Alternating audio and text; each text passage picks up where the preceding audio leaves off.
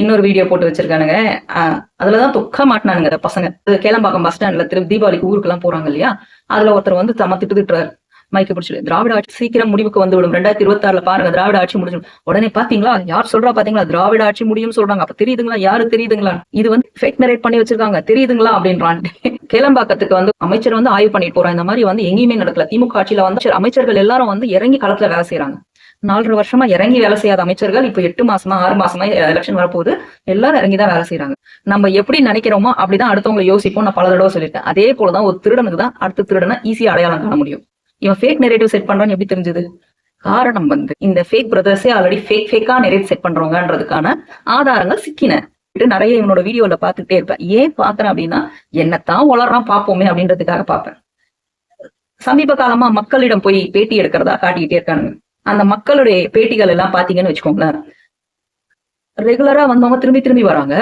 ஆஹா நான் வந்து தப்பா பாக்குறேனா இல்ல என் கண் பார்வை தப்பா இருக்கா அப்படின்னு திருப்பி வந்து நான் பார்த்த வீடியோக்குள்ள திருப்பி திருப்பி பார்க்க ஆரம்பிச்சப்பறம் புரிய ஆரம்பிச்சது. திருப்பி அவன் அந்த மக்கள் வீடியோக்கள் யார்கிட்ட எல்லாம் போய் இன்டர்வியூ எடுத்திருக்கானோ அவங்கள எல்லாம் பார்க்கும்போது வந்த ஆட்களே திரும்பி திரும்பி வராங்க. அவங்க எல்லாம் மக்களாமா. ஓகே, இப்போ இவன் சொல்றது இப்ப இந்த வீடியோ போட்டுற அன்னைக்கு முன்னாடி நாள் வந்து உன் வீடியோ போட்டிருப்பான். கேளம்பாக்கம்ல பண்ணவங்க எல்லாம் ஃபேக் நெரேட்டிவ் செட் பண்ணி பேச வைக்கிறாங்கன்னு. நீ பண்ண வேலை உனக்கு பேக் ஃபயர் ஆகுது. ஏன்னா நான் கிளிப்பிங் எல்லாம் போடுறேன், நல்லா பாருங்க. இந்த வீடியோக்கள் இந்த பிக்சர்ல இருக்கவங்க எல்லாம் மக்கள். ஓகே, இது ஒரு ட்ரெஸ்ல இருப்பான், இதுல ஒரு ட்ரெஸ்ல இருப்பான். இந்த மாதிரி வேற வேற இடத்துல வச்சு இவங்களை வேற வேற டாபிக்ல விசாரிச்சு இவங்க வந்து டிவிக்கு எதிராக பேச வைக்கிறது, விஜய் அவர்களுக்கு எதிராக பேச வைக்கிறது. இந்த மாதிரி மக்களை செட் பண்ணி பேசுற நீங்க எல்லாம் ஊடகம் நடத்தி பெரிய இவனுங்கன்னு ப்ரூவ் பண்றதுக்கு ட்ரை பண்றீங்கல்ல. காசு வாங்கிட்டு பண்றீங்களே வெக்கமா இல்லையா? யாருடா காசு வாங்கிட்டு பண்ணது? இப்ப தெரியுதா யாரு காசு வாங்கிட்டு இந்த வேலையை பண்றாங்கன்னு? ஒரு ஆபீஸ் செட் பண்ணி இதுக்குன்னு ஒரு 4 ஆளுங்களை செட் பண்ணி நீ உட்காந்து காசு கொடுத்துக்கிட்டு இவங்களுக்கு வேலை வாங்கிட்டு இருக்க. உனக்கு இதுக்கு எவ்வளவு காசு வந்திருக்கும் பாருப்போ. தலைவர் வந்து எப்படி ஃபேக் நெரேட்டிவ் செட் பண்ணிருக்காருன்னா ஒரு செட் ஆஃப் பீப்புளை வச்சுட்டு இருக்காரு. அந்த செட் ஆஃப் பீப்புள் வந்து அப்படியே திருப்பி திருப்பி ரிப்பீட் ஆவாங்க.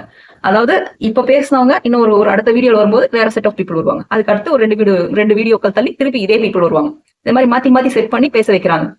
அவங்க எல்லாரையும் கூப்பிட்டு உட்கார வச்சு வேற வேற ட்ரெஸ்ல இவரு வந்து வேற ஒரு டைம்ல நீங்க சொல்லுங்க பாருங்க மக்கள் என்ன சொல்றாங்க பாருங்க. மக்களுடைய எண்ணம் இதுதான் மக்களுடைய உண்மையான மக்களுடைய எண்ணம். புரிஞ்சுக்கோங்க தலைவர் விஜய் அவர்களே, புரிஞ்சுக்கோங்க டிவிக்கே தொண்டர்களே. ஏன்டா நீ செட் பண்றது பச்சையா வெளிச்சம் போட்டு காட்டியாச்சுடா.